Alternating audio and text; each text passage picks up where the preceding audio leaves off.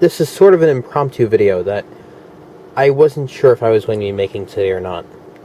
This is my dual Opteron box. It has been a topic of discussion on my channel for about 4 years now.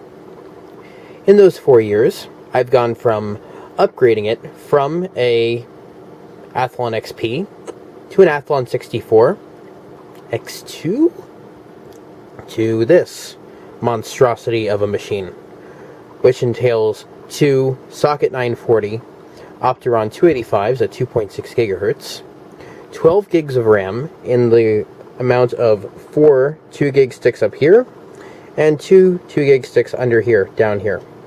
See, 1, 2, and then the other 4 up here. Yeah. Anyway, aside from that, there were a couple of upgrades along the way. I've acquired quite a couple of different hard drives in my travels, which I have stuffed into this machine.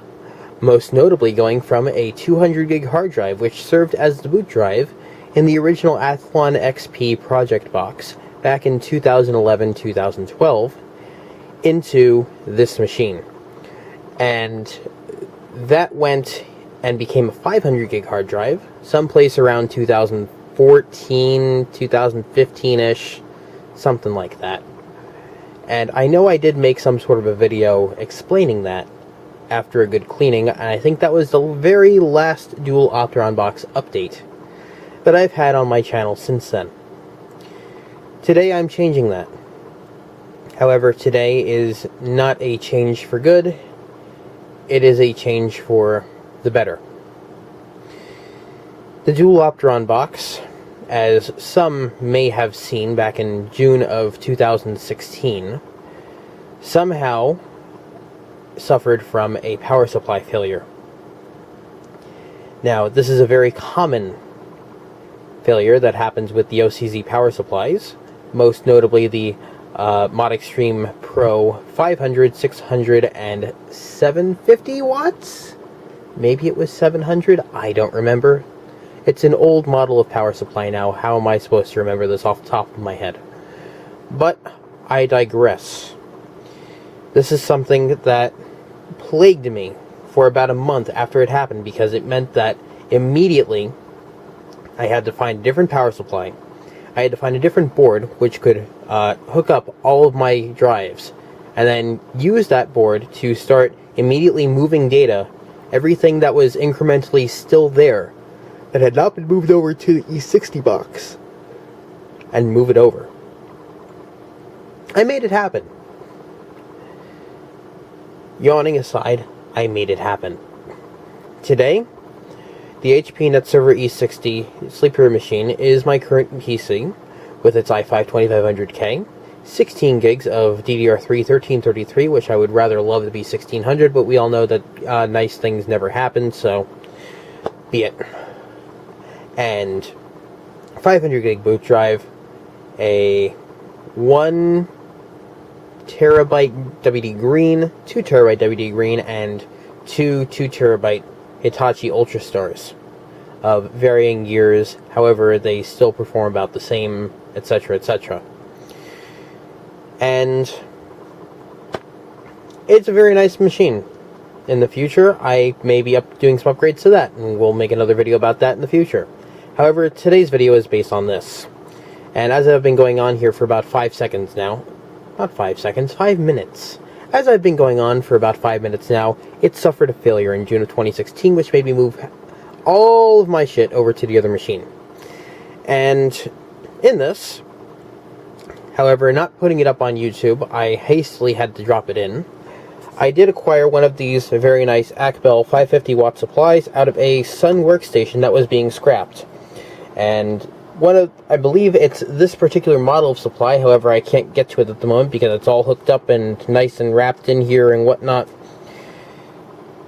It came from a Sun workstation of varying degree, and the entire reason why it's in here is because it supports...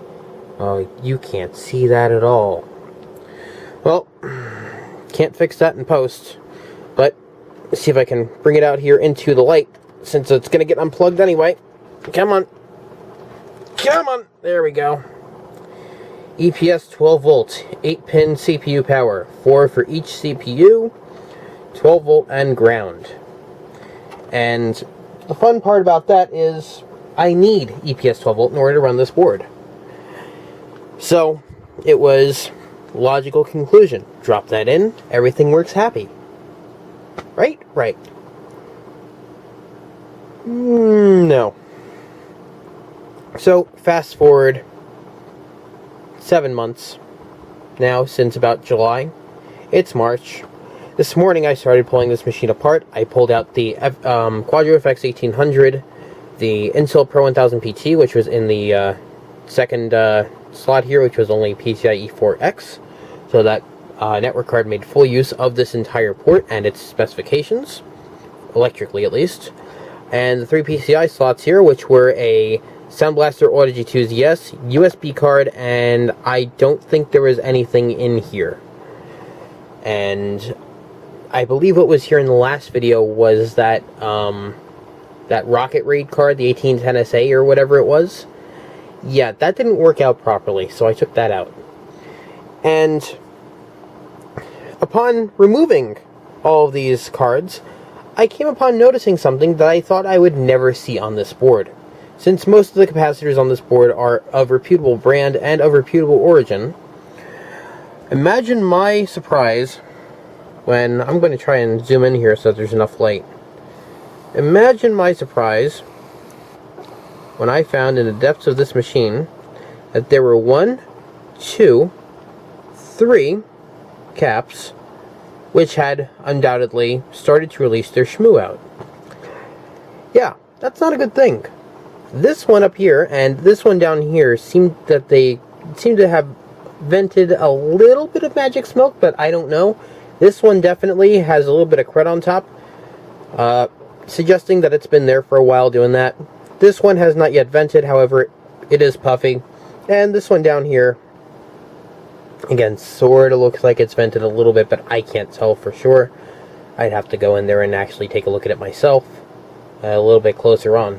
However, this does mean that I have to take this entire machine apart and get to the back of the board and recap 1, 2, 3, and anything that looks like it within the area, since most of these are solid and some of them are electrolytic to, I guess, go along with some sort of, I don't know why. RF stuff, it could be anyone's guess. So, yeah, I mean, not much has really happened with this thing since the last video anyway. I added this fan, which is that RGB color fan, which there was a complete separate video for 2 minutes about, which did absolutely nothing at all except light up and display funky stuff, and that was about it.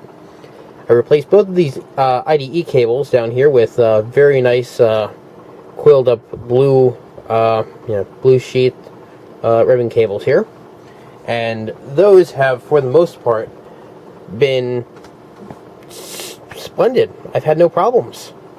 Most of the SATA cables have gotten replaced with these black ones, and those are all going to get repurposed in the future. These guys right here, which I don't know if I'm going to be able to see in post, and if you can't see it, I can't see it, so be it.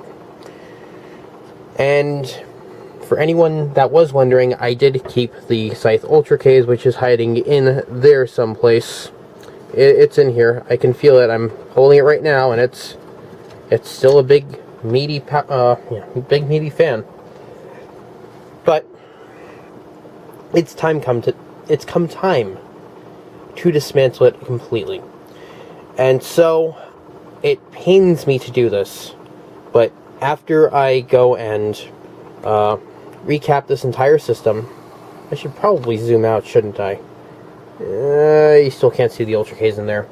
But after I go about, recapping this machine where need be, and take a look for any other capacitors that may be bulging or vented, I'm going to have to go ahead and finally get my hands on a different case to put this in, and once done with that, it will most likely, inevitably, be sold to the highest bidder. Not on eBay. I'm going to try Craigslist first for about a month. See what bites. But I figure anyone out there in YouTube land that wants a first crack at not really that famous of a motherboard in the very least, but a dual CPU AMD Opteron system from 2006, slightly era-appropriate hardware for what it is. It's half maxed out at 12 gigs. You can pop 24 gigs in this, and it should work perfectly fine if you're able to find yourself 4 gig ECC DDR sticks, which has been fairly hard for me to do so cheaply. But if that's just something you have flopping around, so be it. You're good. You're good. And what will probably happen is I will include the Zalman heatsinks and everything like that. But yeah, that's a just a first dibs on anyone on YouTube or Twitter that may be following me here on YouTube. You know who I am, and you know how to get to me. And if you send me a Twitter DM, I will get to you very quickly. Sort of. However, if you send me a message on YouTube, I probably won't see it for half of a day, for varying reasons having to do with YouTube's revamp of the notification system. Anyway, yeah, that's pretty much all that's going to come with this, is the board, the CPUs, and the RAM. If you're coming to me from YouTube. However, when I sell it on Craigslist, it will most likely be this board, these CPUs, these heatsinks, this RAM, probably this hard drive because it's 500 gig and I can get away with that, and a fresh install of Windows 7, all nicely set up with everything all ready to go for this particular machine, and hopefully I will get it out the door in a decent amount of time, to such that I will have some extra income this month, which will enable me to start saving up for bigger and better things. Anyway, that's the end of this. I just wanted to make this little downgrade, upgrade, and get this out of my face grade video, since this is probably going to be the absolute very last dual Opteron box video that will ever hit the face of YouTube for whatever reason whatsoever, from me at the very least. So, with that, I leave you off to your own devices. Have fun. Comment down below if, hey, if you're interested, and you're in the 48 continental United States, and you want something like this. Since I know for a fact that this board by itself goes for quite a bit of money, quite a bit of silly money on eBay right now. Although I only picked it up for 35 bucks back in the day. The CPUs as a pair seem to go for quite higher than I originally got them for. And the RAM itself, you can get that for like 10-15 bucks, no problem. That's still kind of easy to find. But you know who it came from. You know it's being taken care of properly. I'm replacing the freaking caps. And, I mean, it's a computer. It'll do exactly what you want it to do. It's completely Linux compatible. In fact, one of the things on Tyan's website for this friggin' board says, oh, Linux drivers here, here, here, and here, and good for Linux, Red Hat, lol, lol, lol. Yeah, it'll run perfectly fine with Wheezy, LTS, Jessie, Stretch, Devuan Jessie, if that's your thing, Ubuntu, Fedora, Arch, Gentoo. I will name more if you want me to. Yeah, that's pretty much it. So, again, I leave you to your own devices, and have a wonderful, wonderful week.